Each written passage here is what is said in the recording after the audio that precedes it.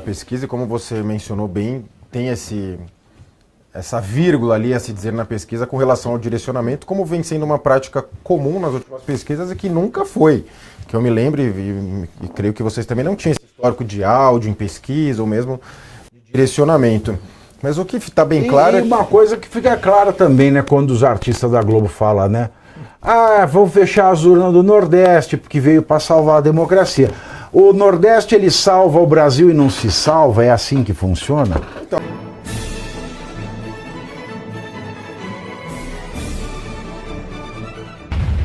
a pesquisa, como você mencionou bem, tem essa vírgula ali a se dizer na pesquisa com relação ao direcionamento, como vem sendo uma prática comum nas últimas pesquisas e que nunca foi. Que eu me lembro e creio que vocês também não tinham esse histórico de áudio em pesquisa ou mesmo de direcionamento. Mas o que está bem claro é uma coisa que fica clara também, né, quando os artistas da Globo falam, né?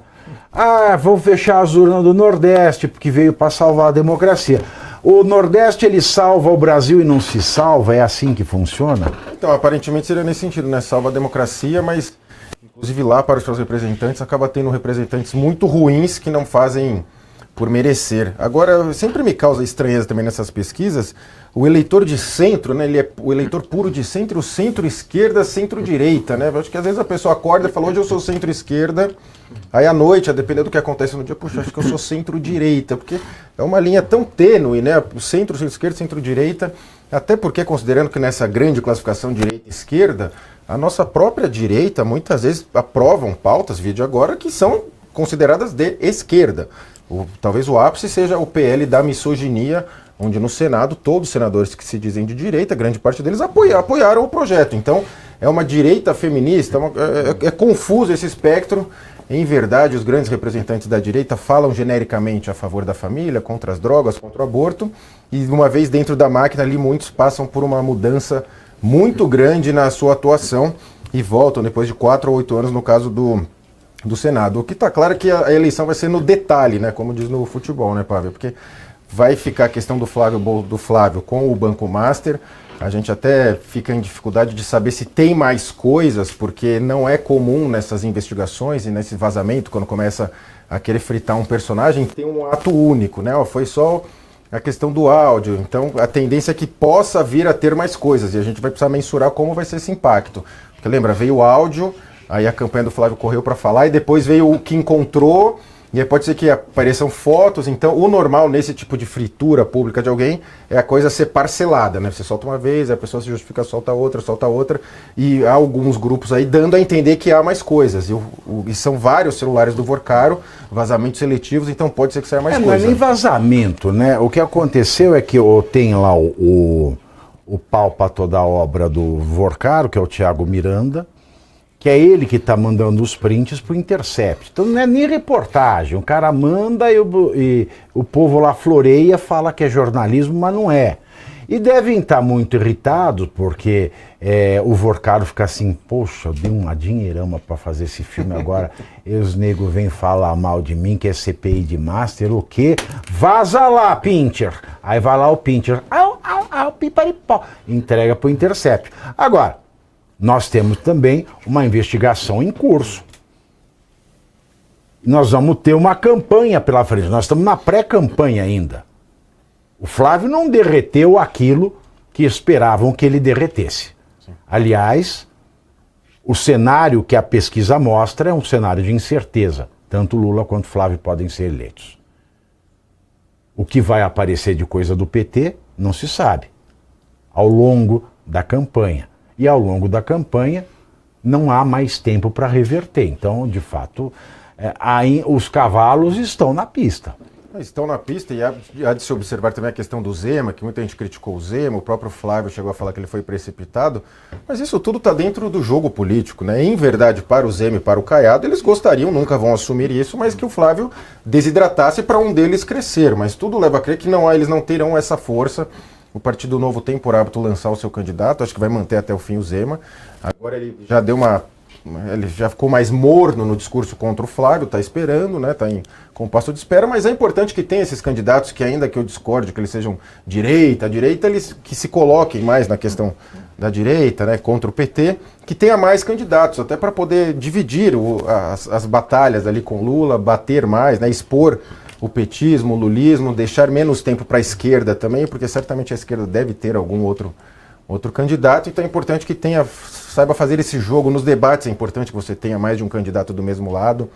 Vide na última eleição que você tinha o Bolsonaro, o Padre Kelmo e o Lula lá com Simone Tebet, Soraya Tronic, então é importante fazer essa divisão, e ao que tudo indica nas pesquisas não houve essa desidratação, como você disse, do Flávio Bolsonaro. Ao que tudo indica, foi contornada a situação, ainda mais agora que as próximas pesquisas devem refletir esse encontro com o Donald Trump, que é pesado, né? Por mais que a situação, o lulismo tente desacreditar ou falar mal do encontro, enfim, foi um ato, até o momento, o ápice da campanha do Flávio, na minha visão, encontrar o Donald Trump, e logo na sequência, para coroar, ainda sai essa classificação do Comando Vermelho e PCC como organizações terroristas. Então, certamente, são dias de vitória para a campanha do Flávio, Pavio. Agora, eu fico imaginando, por que nenhuma campanha, por exemplo, chega para o eleitor e fala assim: você acha que o Lula mandou matar o Celso Daniel? Você acha que o escândalo do INSS e o filho foragido de Lula podem impactar na campanha do pai? Você acha que o fato de o líder do governo no Senado ter arrumado uma boca milionária no Banco Master pode afetar a campanha do PT? Mas ninguém fala nada disso. É por isso que eu falo que é direcionado, que é de má fé, que é uma porcaria. Quer achar ruim que o Flávio pediu dinheiro pro Vorcaro? Acha. Eu acho uma vergonha. Quer sambar no fato de que o Voldemar Costa Neto é o camisa 10 do Lula, indo na Globo News porque não tinha nada para fazer, para falar que depois que o Vorcaro foi preso, foi para casa, o Flávio foi pedir dinheiro para bandido? Quer achar isso execrável? Ache. Mas não queira direcionar a pesquisa. Você vem falar, o áudio do Flávio, o Flávio com o Master, isso impacta. Olha, o Lula tem 24 anos de maracutaia na lomba, meus amigos. Fuck you, Elon Musk. 24 anos de maracutaia na lomba. 2003 a 2026. Vai completar 24 anos. Maracutaia e problema de singular plural. E de conjugação. E de todo tipo de coisa que você possa imaginar. São 24 anos de uma carreira extensa na política. E agora, recentemente, nós temos o filho dele enfiado até o pescoço, roubando velho. Aí põe na balança. Porque o Brasil, Ricardo Rosé, é o país do menos pior. Sim. Eu acho, é uma sensação que tenho, que o Brasil hoje seria um país muito melhor que é se não tivessem eleito o Tancredo Neves em 85, mas tivessem elegido Paulo Maluf. Porque vai lembrar, o Tancredo Neves foi escolhido, morreu antes de assumir. Quem foi o presidente? Sarney. Sarney, que é o homem do estado mais miserável desse país. E concorria, do outro lado, Paulo Maluf. O homem que fez o estado mais rico do Brasil. A Maluf é ladrão, mas faz. Porque hoje a gente tem um problema. Antes a gente olhava o Maluf e falava, rouba, mas faz. Você podia falar que rouba. Você até via roubando, mas você também via fazendo. Hoje a pessoa rouba, não faz, e você não pode nem falar que nem rouba, nem que não faz. Porque vem um pincher da AGU te processando por deslegitimar o governo e um STF pondo no seu rabo, falando que é discurso de ódio. Então isso aqui é um país que daria certo, não rouba, mas faz. Hoje tem político que rouba e não faz, e você não pode nem dizer que rouba, nem que não faz. Olha a loucura que é esse país. Mas por que eu dizia isso do Paulo Maluf e do rouba, mais faz?